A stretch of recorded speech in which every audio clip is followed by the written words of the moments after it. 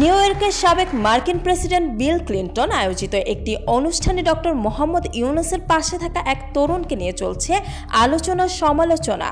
সামাজিক যোগাযোগ মাধ্যমে অনেকে তাকে স্বৈরাচারী আওয়ামী লীগ সরকারের সংশ্লিষ্ট হিসেবে দাবি করেছেন। ছড়িয়ে পড়া একটি ছবিতে তাকে হাসিনা সরকারের স্থানীয় সরকার মন্ত্রী তাজুল ইসলামের সঙ্গে দেখা গেছে।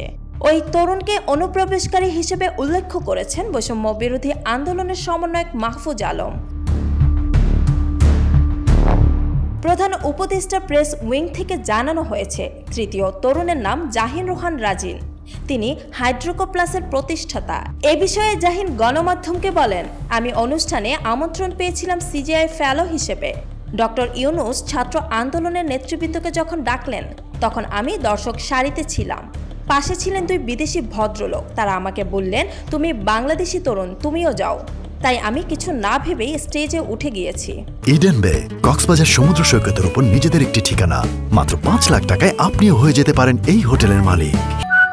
ইডেন বে, আ কনসার্ন অফ ভাইয়া হোটেলস।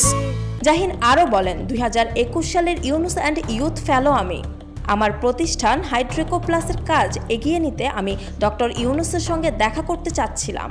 নিউ ইয়র্কে সিজিআই এর অনুষ্ঠানে তিনি আসবেন শুনে খুশি হয়েছিলাম এই কারণে যে তার কাছাকাছি যাওয়ার সুযোগ হবে।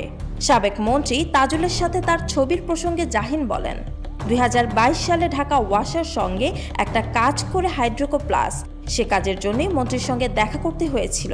সে সময় ছবিটি তোলা। এটি কিভাবে সামাজিক যোগাযোগ মাধ্যমে এলো তা জানি না। আন্দোলনের সময় দেশেই ছিলাম।